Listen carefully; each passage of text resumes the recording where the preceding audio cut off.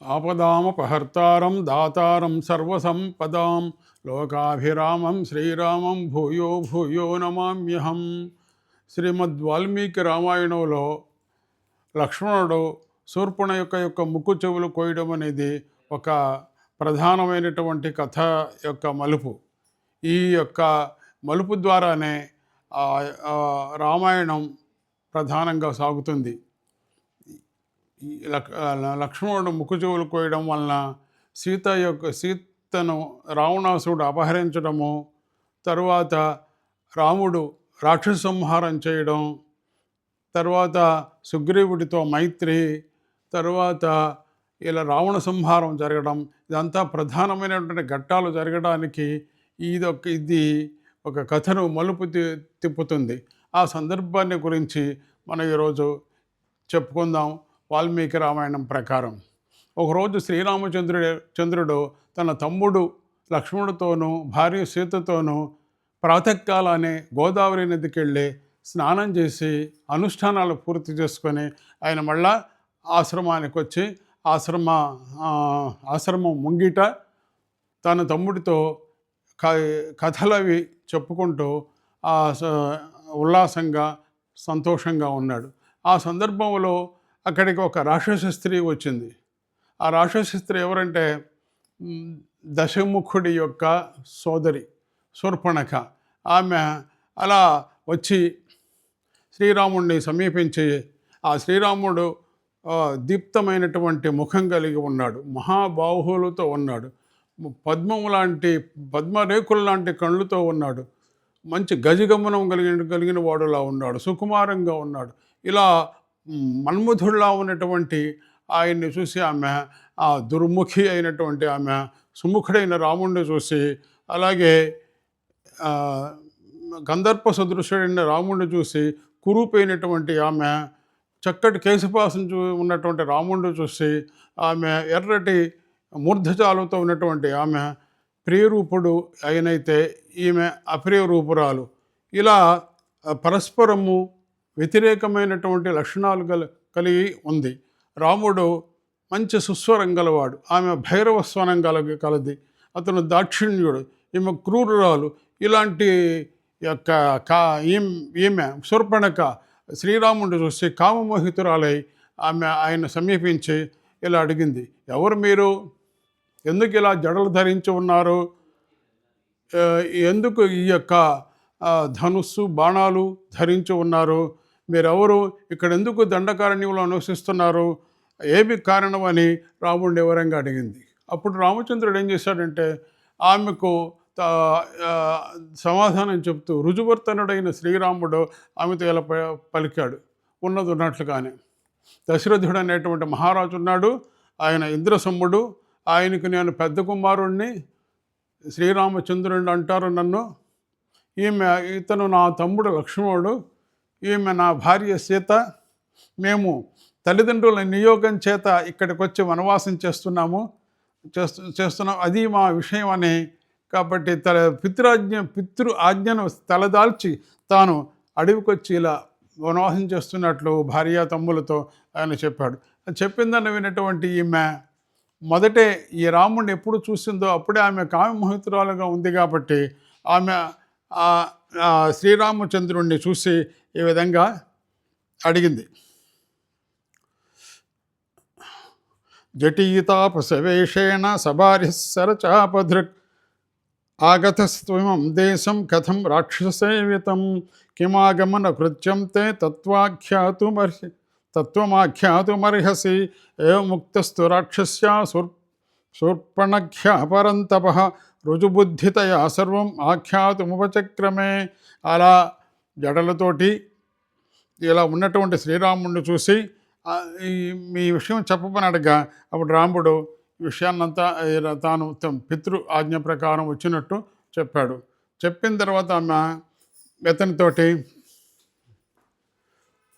శ్రూయతాం రామ తత్వార్థం వక్ష్యామి వచనం మమ అహం శూర్పణఖా నామ రాక్షసీ కామరూపిణి అరణ్యం విచరామీదం ఏకా సర్వభయంకర రావణో నామ మే భ్రాత యది తే శ్రోత్రమాగతః వీరో విశ్రవసపుత్రో యది తే శ్రోత్రమాగతః ప్రవృద్ధనిద్రశ్చ సదా కుంభకర్ణో మహాబలః విభీషణస్తు ధర్మాత్మ నతురాక్షస సేవిత అని తన గురించి చెప్పింది.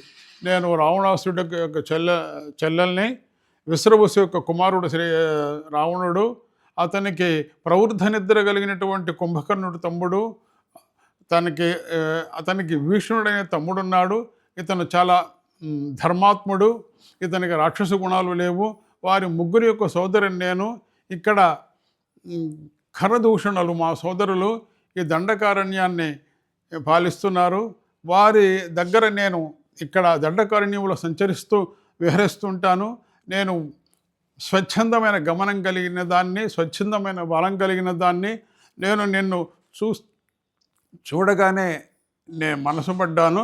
నీకు నేను తగిన దానిని. ఈ సీత ఈమె విరూపురాలు, వృద్ధురాలు, ఈమె నీకు తగింది కాదు. నన్ను వివాహం చేసుకొని నీవు సుఖపడు అని రాముణ్ణి కోరింది. రాముడు ఆమె మాటలు విని ఆయన ఇలా పలికాడు. కృతదారోస్మి భవతి భార్యేయం దయిత మమ త్వద్విధానం తు నారీణం సుదుఃఖ సపత్నత అనుజస్త్వేష మే భ్రాత శీలవాన్ ప్రియదర్శనః శ్రీమాన్ అకృతదారశ్చ లక్ష్మణో నామ వీర్యవాన్ అపూర్వీ భార్యయా చార్థీ తరుణ ప్రియదర్శనః అనురూపశ్చ తే భర్త రూపస్య అస్య భవిష్యతి ఏనం భజ విశాలాక్షి భర్తారం భ్రాతరం మమ. శ్రీరామచంద్రుడు ఆమె యొక్క మాటలకు, ఆమె యొక్క ఇంగితము, ఆమె యొక్క భయంకరమైన స్వభావం తెలిసినవాడు కాబట్టి ఈయన మా పరిహాసంగానే ఇలా అన్నాడు.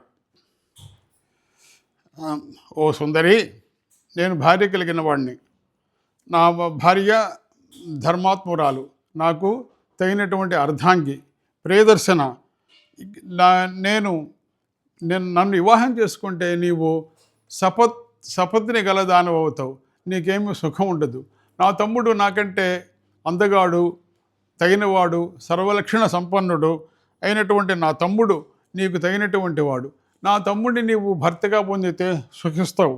సపత్నులు లేనటువంటి సుఖాన్ని పొందుతావు, దాంపత్యాన్ని పొందుతావు. కావున నా తమ్ముడు లక్ష్మణుని నువ్వు చేరి సుఖాన్ని పొందు, అతన్ని భర్తగా పొందు. ఎట్లాగంటే సూర్యకాంతి మేరు శిఖరాన్ని ఎలా ప్రకాశింపజేస్తుందో ఆ విధంగా మీ ఇద్దరి జంట బాగుంటుంది, మీరు వివాహం చేసుకోండి చెప్పింది. ఈయన పరిహాసంగా చెప్పినప్పటికి కూడా ఈమె నిజంగానే మాట్లాడుతున్నాడు రాముడిని భావించి ఏం చేయమే, మళ్ళీ ఈ లక్ష్మణుడి దగ్గరికి వెళ్ళి ఆమె ఇలా అడిగింది. ఓ లక్ష్మణ, నువ్వు చాలా అందంగా ఉన్నావు, నీకు తగినటువంటి భార్యని నేను, నన్ను వివాహం చేసుకో, నాతో కూడా ఈ యొక్క దండకారణ్యములు హాయిగా విహరించు, మరిద్దరం ఇక్కడ హాయిగా సుఖంగా ఉందాం అని చెప్పింది. తర్వాత అన్నగారి యొక్క ఇంగితాన్ని బాగా ఎరిగినటువంటి వాడు, అన్న తన దగ్గరికి ఎందుకు ఏమైనా పంపించాడో తెలుసు కాబట్టి అన్నకి ఎప్పుడు విధేయుడైనటువంటి లక్ష్మణుడు, వాళ్ళది అపూర్వమైనటువంటి సోదర భావం. ఆయన ఇలా అన్నాడు. మళ్ళీ ఆ క్రూరురాలు, దుర్మార్గురాలు, కురూపైనటువంటి ఆమెను గురించి ఇలా పలికాడు. ఏమని? కథం దాసస్య మే దాసీ భార్య భవితుమిచ్చసి సోహమార్యేణ పర్వాన్ భ్రాత్ర కమలవర్ణిని సమృద్ధార్థస్య సిద్ధార్థ ముదిత అమలవర్ణిని ఆర్యస్య త్వం విశాలాక్షి భార్యా భవ యవీయసి. కథం విరూపామసతీం కరాళాం నిర్ణతోదరీం భార్యాం వృద్ధాం పరిత్యజ్య త్వామేవైవ భజిష్యసి. కోహి రూపమిదం శ్రేష్టం సంత్యజ్య వరవర్ణిని మానుషీషు వరారోహే కుర్యాద్భావం విచక్షణ. ఓ సుందరి, నేను ఈయనకు దాసుడిని. దాసుడికి భారీగా పోయి నువ్వేం సుఖం పొందుతావు? నాకు అన్నగారు ప్రభువు శ్రీరామచంద్రుడు. అలాంటి శ్రీరామచంద్రుడిని నీవు పొంది, అతన్ని భర్తగా పొంది నీవు తగిన సుఖాన్ని పొందు. దాసుడైన నన్ను పొంది నీవేం సుఖపడతావు? కావున నీవు ఈమె యొక్క మానుష స్త్రీ, పెద్ద ఉదరం కలిగినటువంటిది, విరూపురాలైనటువంటి మానవ స్త్రీని వదిలిపెట్టి నీవు గొప్పదైన సౌందర్యం కలిగిన దాన్ని నిన్ను భర్తగా పొంది ఆయన హాయిగా సుఖంగా ఉండగలుగుతాడు. కావున ఓ వరవర్ణిని, నీవు రాముణ్ణి భర్తగా పొంది సుఖంగా ఉండు, నన్ను కాదని చెప్పాడు. సరే, ఈ మాటలన్నీ ఆమె నిజంగానే భావించి ఈ పరిహాసాస్పదమైన మాటలుగా ఆమె అనుకోకుండా మళ్ళీ శ్రీరాముణ్ణి చేరి తన భార్యగా పొందమని కోరింది. ఇమాం ఇరూపామసతీం కరాళాం నిర్ణతోదరీం వృద్ధాం భార్యామవష్టభ్య నమాం త్వం బహుమన్యసే అద్యే మాం భక్షయిష్యామి పశ్యతస్థస్య మానుషీం త్వయా సహ చరిష్యామి నిస్సపత్న యథాసుఖం. విరూపురాలు, భయంకరాలైనటువంటి ఈ సీతతో నువ్వు ఏమి సుఖపడతావు? ఈమె కురూపురాలు, నన్ను భారీగా పొంది సుఖించు. ఈ యొక్క నీ సోదరుడితోనూ ఈ